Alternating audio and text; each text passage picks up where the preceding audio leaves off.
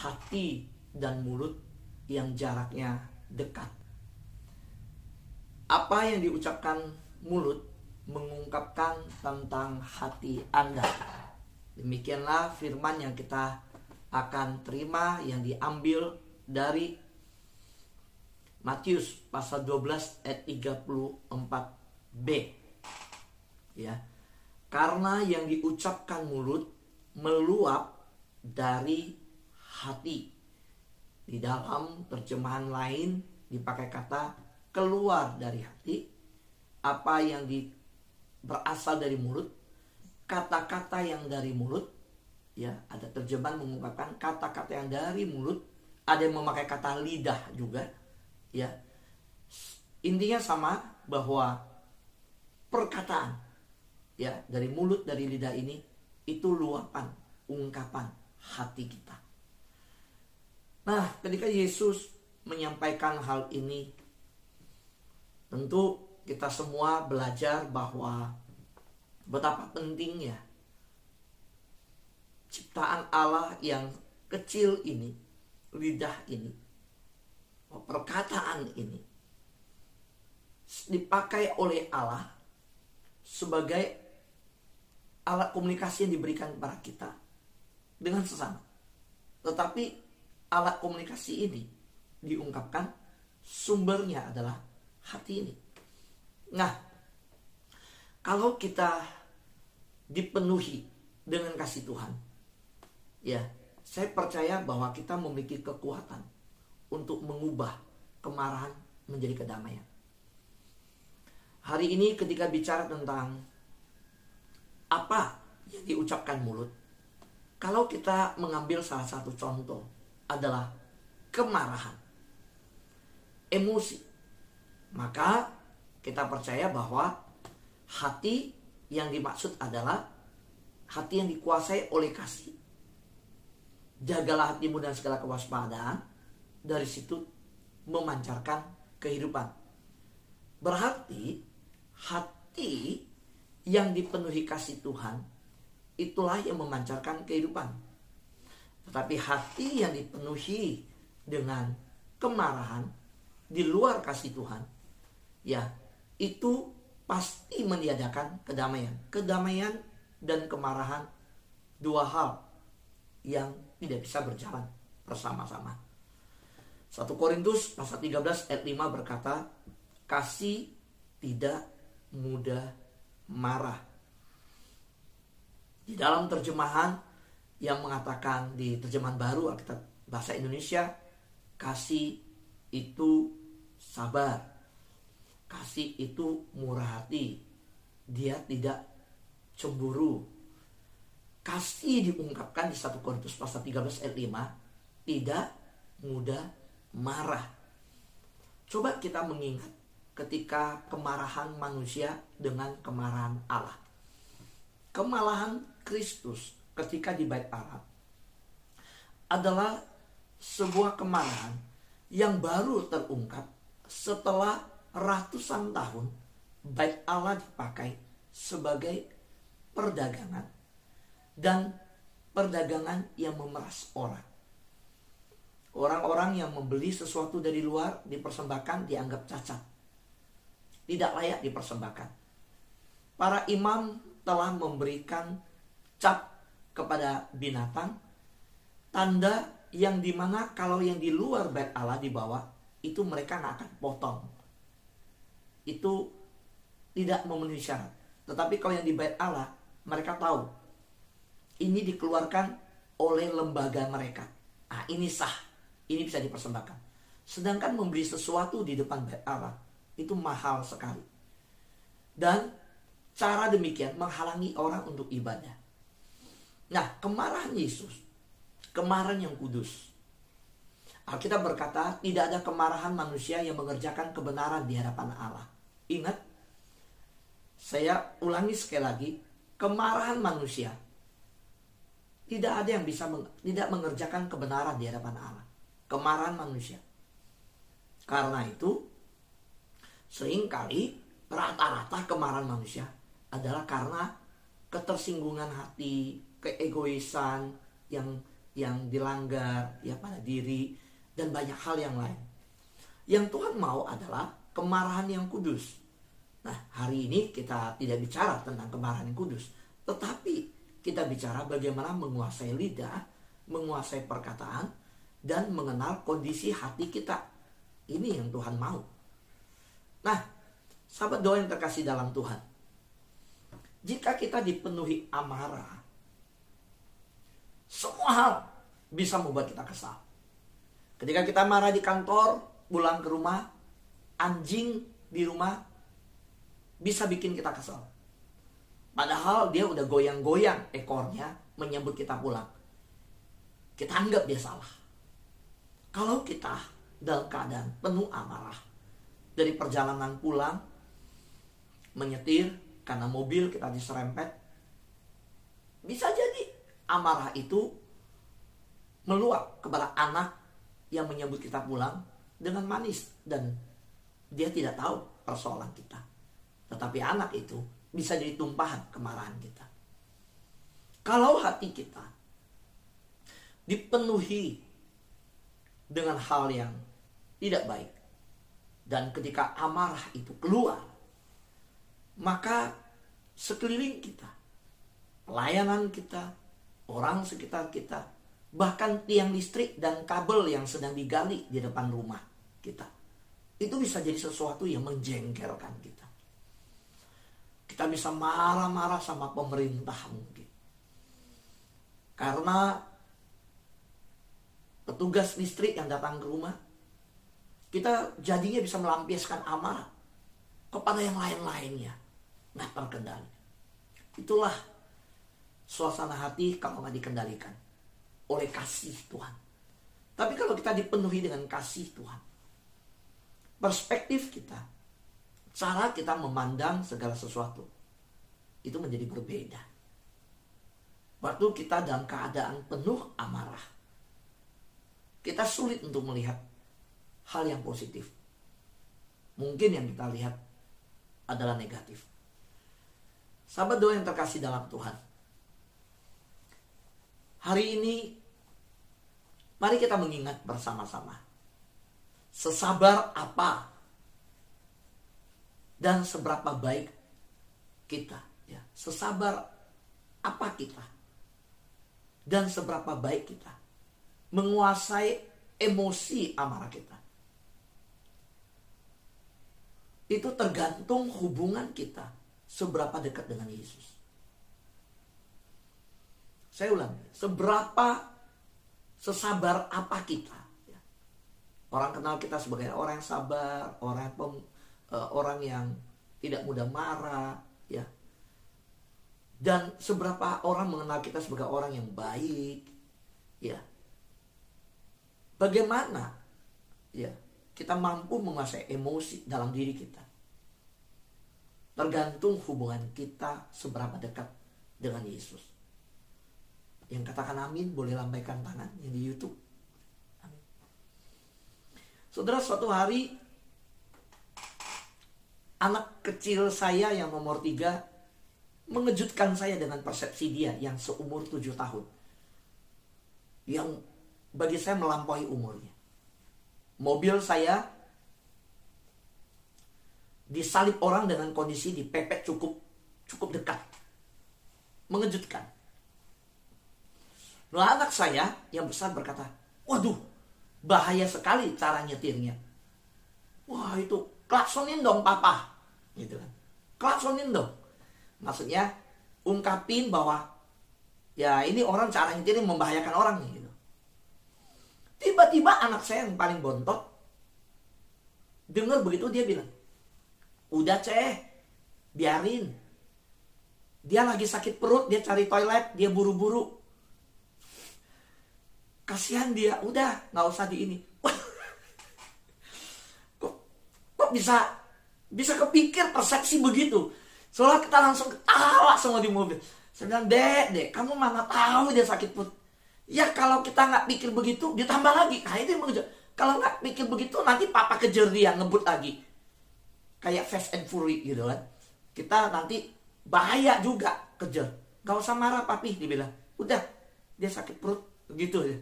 Saudara, persepsi itu sangat menentukan reaksi. Sekali lagi, persepsi diri kita sangat menentukan reaksi kita. Hari ini kita tahu bahwa Tuhan begitu rindu kita menjadi pribadi yang memancarkan kasih Tuhan. Kalau kita berbicara tentang hubungan Tuhan dengan kita yang kita terus bangun setelah Tuhan yang membangun hubungan itu dari surga. Ketika kasih yang dari surga mencari kita, ayo kita membangun satu hubungan yang dekat dengan Tuhan.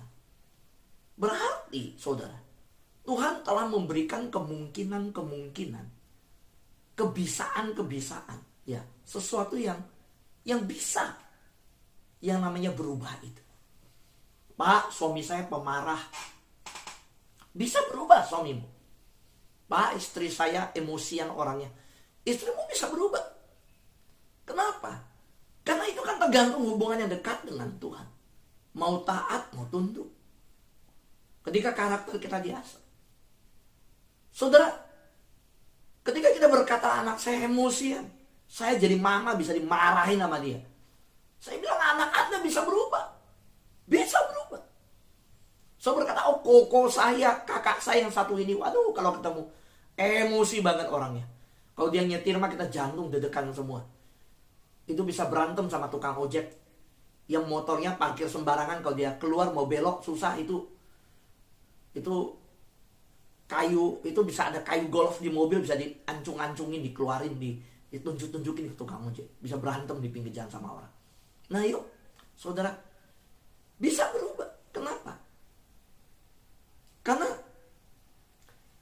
kita bisa lakukan itu ketika kita mau taat, tunduk, membangun hubungan yang intim dengan Tuhan, bergaul dengan Tuhan. Karena kan Tuhan sudah memberikan Roh Kudusnya. Buah roh itu damai sejahtera. Buah roh itu kasih, tidak memarah, sabar. Nah mari, siapakah yang pemarah di dalam kehidupan kita yang Tuhan pakai untuk layani dia? Tuhan undang untuk datang ke Tuhan. Bisa berubah, bisa berubah. Sahabat doa yang terkasih dalam Tuhan. Karena itu hari ini Tuhan memberi pilihan kepada kita. Melayani mereka, membawa mereka datang kepada Tuhan. Atau kita menutup pelayanan, menutup kesempatan atas hidup mereka. Bahkan sebaliknya, termasuk ketika kita emosi. Saudara, saya tidak mau di dalam pelayanan firman Tuhan, selama menyampaikan firman Tuhan, memakai contoh hamba Tuhan dan gereja Tuhan. Saya sangat menghindari hal tersebut. Karena di sini kita berkhotbah, kita mendengar firman Tuhan setiap pagi, kita tidak mau menghakimi. Biar firman Tuhan yang menjadi tolak ukur kebenaran. Kita sebagai hamba Tuhan, sebagai pelayan Tuhan, tidak boleh menghakimi. Tapi izinkan saya memberi contoh terjadinya gereja-gereja yang terpecah. So, Tuhan ingin kita unity. Tuhan ingin gerejanya menjadi terang dan garam. Amin saudara? Ya. Tapi kita sering juga tidak terhindarkan melihat di bangsa kita gereja-gereja, persekutuan doa yang akhirnya sering terjadi kelompok demi kelompok yang memisahkan diri. Nah, harapan saya, doa saya bahwa anak Tuhan, semua di sahabat doa, kita adalah yang membawa damai bagi setiap gereja Tuhan. Amin saudara. Gereja saudara, tempat saudara berada. Jangan terjadi boikot gitu ya. Wah, ini lagi gak cocok dengan saya. Oh udah, ini saya mimpin komselnya satu kelompok. Nah ini komsel satu kelompok 50 orang. Ayo kita keluar yuk, bikin gereja yuk. Ini pengurus gereja lagi gak menghargai kita keluar. Atau udahlah, malas ngajak orang datang ibadah, terserah. Saudara, emosi yang sedemikian sebenarnya merusak pekerjaan Tuhan. Karena kenapa? Harusnya kita membawa orang dekat kepada Tuhan. datang kepada Tuhan. Tapi ketika kita dalam kemarahan, kekecewaan, ya benar, kita mungkin nggak salah. Tetapi dalam keadaan sedemikian, ketika kita putuskan bukan bawa orang ke Tuhan, bahkan membiarkan orang, udah dia nggak usah ke gereja udah, saya nggak usah cari deh, gereja ini juga nggak baik. Saudara, nggak ada yang sempurna. Tugas kita adalah menyatakan kasih Tuhan, meluapkan kasih Tuhan. Makanya kalau saya bicara persoalan gereja, saya nggak mau di mobil. Kalau saya bicara dengan istri, ada persoalan dan pelayanan, saya nggak mau di mobil. Karena di mobil ada anak-anak. Kalau ada anak-anak ya. Kalau di rumah kita bicara, di meja makan ada anak-anak, kita berhenti. Kita nggak mau. Kenapa? Karena banyak kita yang kadang-kadang mentransferkan, mengimpartasikan. Yang kitanya nggak marah. Kita cuma cerita. Tapi anak kita yang dengar kisah tersebut, anak kita bisa yang marah sama apa? Yang bisa, kok bisa begini ya pelayanan? Kok bisa begini yang terjadi? Jadi hati-hati saudara. Mari saudara, kita jaga diri kita di hadapan keluarga kita. Karena Tuhan pakai kita meluapkan kasih.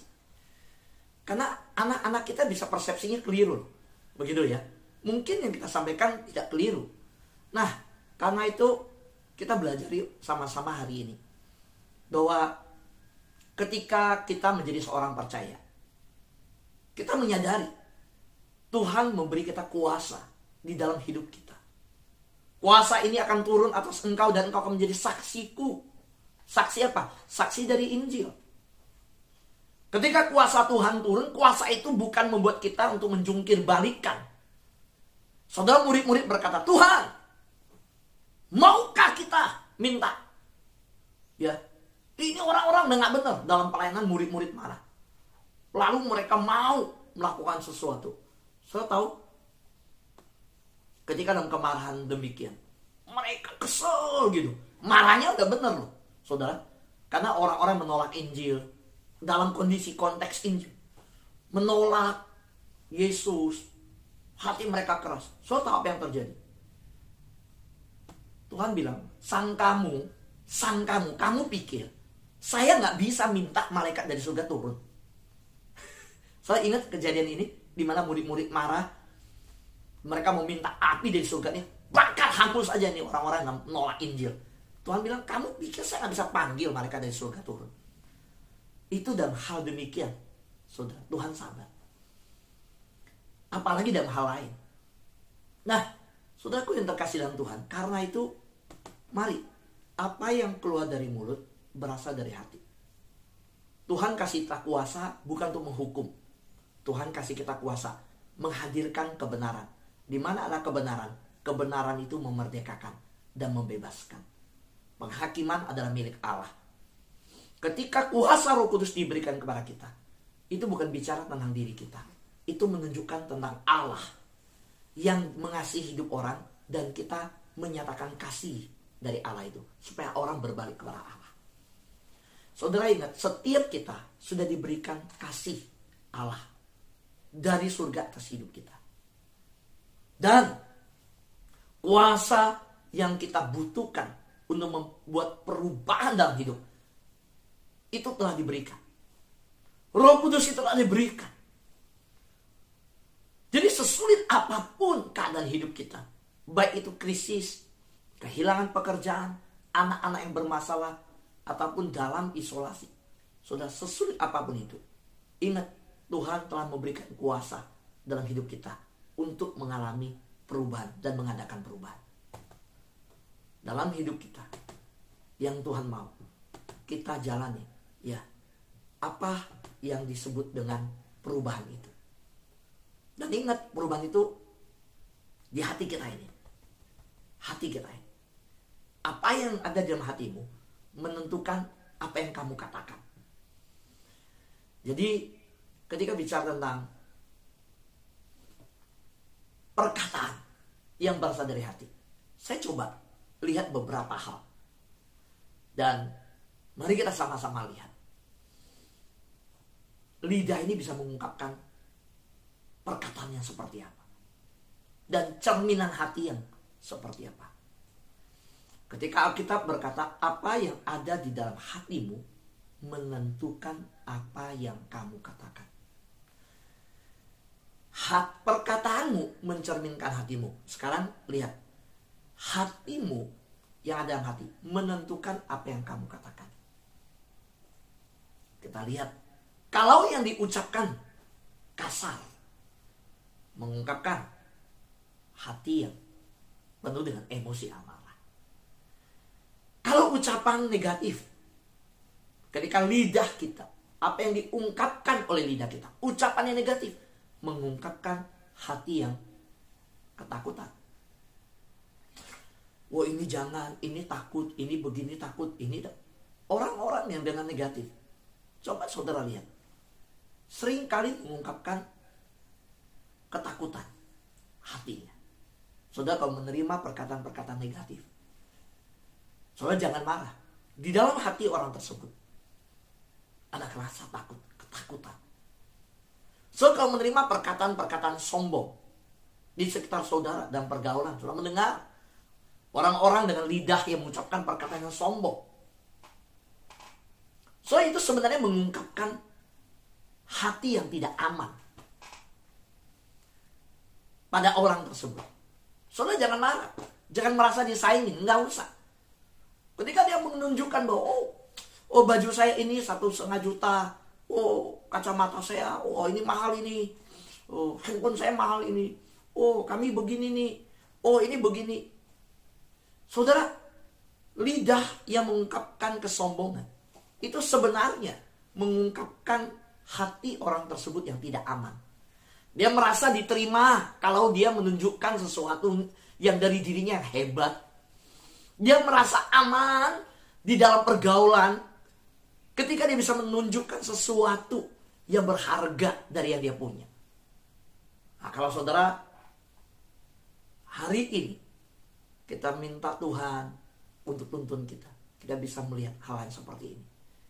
Saudara, kalau ada lidah yang mengungkapkan aktif ya kadang-kadang nggak kita kumpul begitu ya sama-sama, nggak ada bagian ngomong terus saja, ya ada aja ya, aktif nggak berhenti. Kadang kita telepon siang pagi malam, kadang ada curhat segala macam. Oh dia mau ngomong ini kok nggak selesai ngomongnya, ngomong tentang ini masalah hidupnya ini. Nah itu hatinya lagi gelisah. Ya, dengerin. Oh, doakan dia.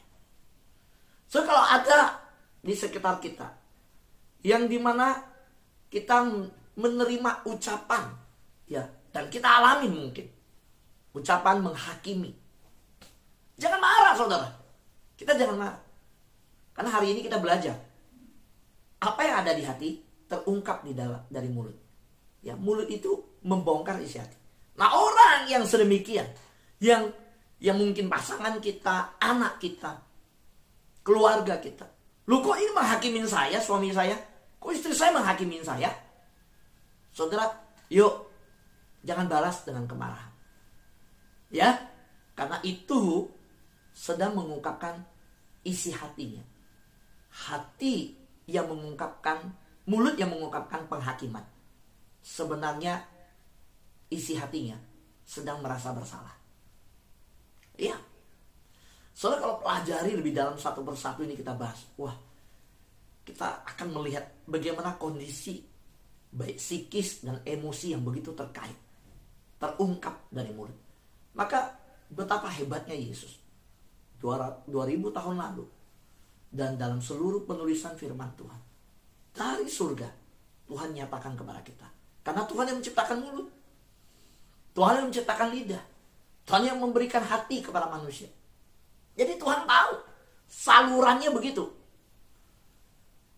Jadi yang Tuhan bilang gak mungkin salah, karena itu saluran. Tuhan bilang hatimu, salurannya itu dari mulut, kata-katamu keluar mengungkapkan isi hatimu. Ucapan yang kritis. Saudara, jangan kaget